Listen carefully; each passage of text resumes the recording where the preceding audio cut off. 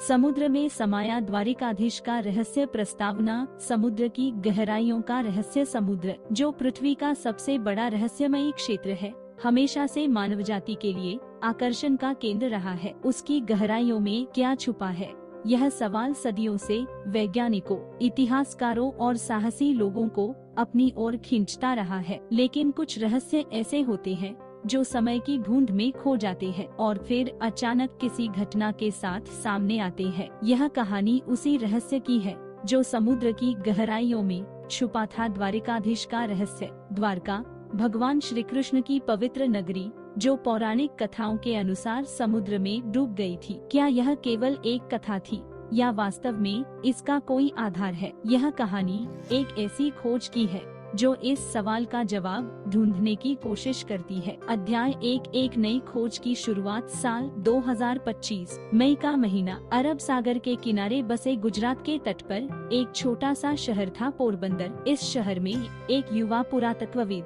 Doctor Anirudh Sharma अपनी team के साथ एक नई खोज की तैयारी कर रहे थे। अनिरुद्ध एक प्रतिभाशाली पुरातत्वविद थे जिन्हें प्राचीन भारतीय इतिहास और पौराणिक कथाओं में गहरी रुचि थी। उनके पिता प्रोफेसर राघव शर्मा भी एक प्रसिद्ध इतिहासकार थे जिन्होंने अपनी पूरी जिंदगी द्वारका के रहस्य को सुलझाने में बिता दी थी। लेकिन उनकी मृत्यु से पहले वे इस रहस्य को पूरी तरह से उजागर नहीं कर पाए। अनिरुद्ध को उनके पिता की डायरी मिली थी जिसमें उन्होंने लिखा था, द्वारका कोई काल्पनिक नगरी नहीं है, यह वास्तव में समुद्र में समाई हुई है और उसमें एक रहस्य छुपा है, द्वारिकाधीश का रहस्य। यह रहस्य समय के चक्र से जुड़ा है। से खोजने के लिए समुद्र की गहराइयों में जाना होगा। अनिरुद्ध ने इस डायरी को पढ़ते ही ठान लिया कि वह अपने पिता के अधूरे सपने को पूरा करेंगे। उन्होंने अपनी टीम को इकट्ठा किया जिसमें उनकी सबसे करीबी दोस्त और सहयोगी marine biologist Riya Mehta, technology विशेषज्ञ करण ठाकुर और deep sea diver Rajveer Singh शामिल थे। उनकी टीम को भारत सरकार और नेशनल जियोग्राफिक सोसाइटी से फंडिंग मिली थी और अब वे समुद्र की गहराइयों में उतरने के लिए तैयार थे। अध्याय 2, समुद्र की गहराइयों में पहला कदम। टीम ने अपने अभियान की शुरुआत अरब सागर में की। उनके पास एक अत्याधुनिक जहाज था जिसका नाम सागर रक्षक था। इस जहाज में नवीनतम तकनीक थी, sonar mapping system, deep sea drone और एक छोटी पनडुब्बी। अनिरुद्ध ने अपने पिता की डायरी में लिखे संकेतों के आधार पर एक क्षेत्र को चिन्हित किया था जो द्वारका के प्राचीन अवशेषों का संभावित स्थान हो सकता था। पहले कुछ दिनों तक उन्हें कुछ खास नहीं मिला। समुद्र की गहराइयों में केवल रेत, चट्टानें और कुछ मछलियां ही दिखाई दी। लेकिन 5वें दिन सोनार सिस्टम ने कुछ असामान्य संकेत दिए। स्क्रीन पर एक विशाल संरचना दिखाई दी जो समुद्र की सतह से लगभग 120 मीटर नीचे थी। यह संरचना किसी प्राचीन शहर की दीवारों जैसी लग रही थी। यह वही है, अनिरुद्ध ने उत्साह से कहा। हमें इसे करीब से देखना होगा। रिया ने सुझाव दिया, हमें ड्रोन भेजना चाहिए, इससे हमें सतह की साफ तस्वीर मिलेगी। करण ने तुरंत ड्रोन को तैयार किया और उसे समुद्र की गहराइयों में भेजा। ड्रोन से आने वाली तस्वीरें देखकर पूरी टीम हैरान रह गई। समुद्र के तल पर एक विशाल संरचना थी, पत्थरों की दीवारें, गोलाकार मीनारे और एक विशाल चक्र जैसी संरचना जो किसी प्राचीन मंदिर का हिस्सा लग रही थी। यह द्वारका हो सकती है, अनिरुद्ध ने कहा। उसकी आंखों में चमक थी। हमें नीचे उतरना होगा। अध्याय 3, पहली डाइव और रहस्यमयी खोज। अगले दिन सुबह टीम ने अपनी पहली डाइव की योजना बनाई। राजवीर और रिया डाइविंग सूट पहनकर समुद्र की गहराइयों में उतरे, जबकि अनिरुद्ध और करण जहाज पर रहकर उनकी गतिविधियों को मॉनिटर करने लगे। जैसे ही राजवीर और रिया उस संरचना के पास पहुँचे, उन्होंने देखा कि यह वास्तव में एक प्राचीन शहर का हिस्सा था। दीवारों पर नक्काशी थी जो प्राचीन भारतीय वास्तुकला की झलक दिखा रही थी। मछलियाँ और समुद्री जीव इन संरचनाओं के आसपास तैर रहे थे, मानो वे इस प्राचीन नगरी के रक्षक हो।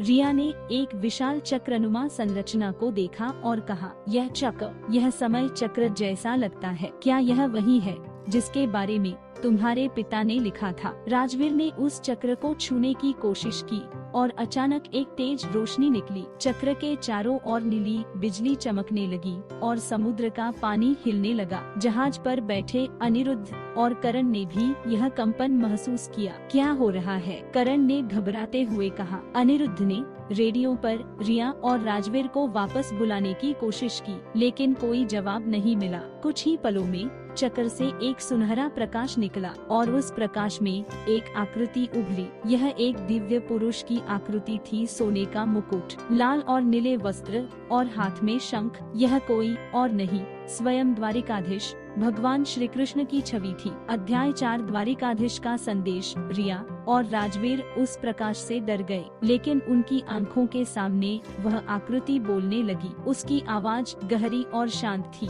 जो समुद्र की गहराइयों में भी स्पष्ट सुनाई दे रही थी। मैं द्वारिकाधीश हूँ, उस आकृति ने कहा। तुमने समय चक्र को जागृत कर दिया है। यह चक्र समय और भाग्य को नियंत्रित करता है, लेकिन इसे छूने की कीमत चुकानी होगी। रिया ने हिम्मत जुटाकर पूछा, आप कौन है और यह चक्र क्या है? द्वारिकाधीश ने मुस्कुराते हुए कहा, यह चक्र समय का प्रवेश द्वार है। इसके माध्यम से तुम समय के विभिन्न युगों में जा सकते हो, लेकिन सावधान रहना, क्योंकि समय के साथ खेलना खतरनाक है। मैं तुम्हें एक कार्य देता हूँ। इस चक्र के पीछे एक रहस्य छुपा है, कालसर्प का रहस्य। इसे खोजो और इस नगरी को पुनर्जन्म दो। इतना कहकर वह आकृति गायब हो गई और चक्र फिर से शांत हो गया। रिया और राजवीर ने एक दूसरे को देखा और फिर वे जहाज की ओर वापस लौट आए। अध्याय 5 कालसर्प का रहस्य। जहाज पर लौटकर रिया और राजवीर ने अनिरुद्ध को सारी बात बताई। अनिरुद्ध ने अपने पिता की डायरी को फिर से खोला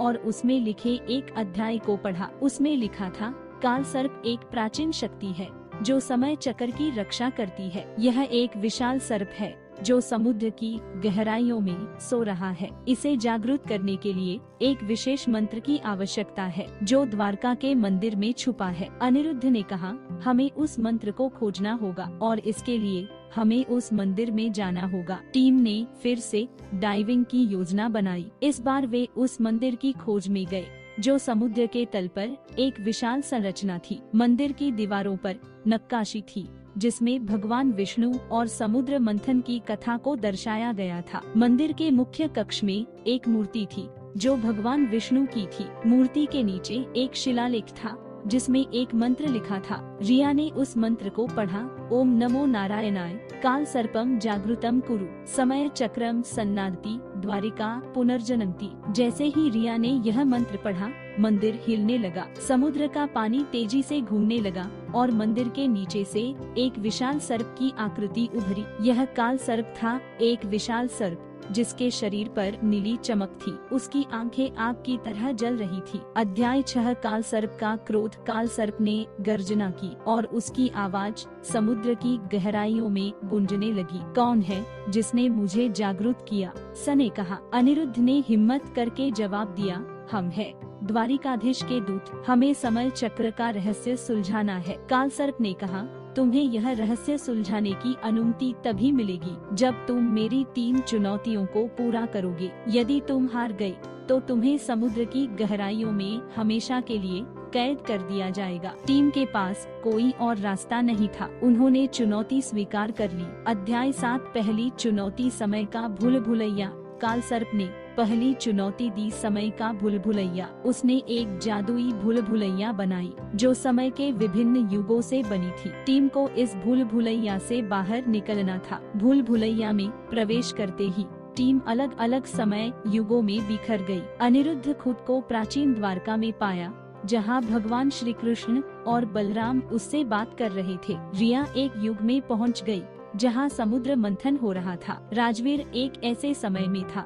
जहां द्वारका समुद्र में डूब रही थी और करण एक भविष्य के युग में पहुंच गया जहां समुद्र सूख चुका था। अनिरुद्ध ने समझा कि यह भूल भुलैया वास्तविक नहीं है, यह केवल एक भ्रम है। उसने अपनी टीम को रेडियो के जरिए बुलाया और कहा, हमें एक साथ मंत्र पढ़ना होगा, इससे हम इस भूल भुलैया से बाहर निकल सकते हैं। सभी ने एक साथ मंत्र पढ़ा और भूल भुलैया गायब हो गई। वे फिर से मंदिर में थे। कालसर्प ने कहा, तुमने पहली चुनौती पार कर ली, अब दूसरी चुनौती का सामना करो। अध्याय 8 दूसरी चुनौती, अमृत की खोज। कालसर्प ने दूसरी चुनौती दी, अमृत की खोज। उसने कहा, समुद्र मंथन के समय जो अमृत निकला था उसका एक कलश इस नगरी में छुपा है, उसे खोजो और मुझे लाकर दो। युद्ध शुरू हुआ। कालसर्प ने अपने विशाल शरीर से हमला किया, लेकिन टीम ने अपनी बुद्धि और तकनीक का इस्तेमाल किया। करण ने ड्रोन की मदद से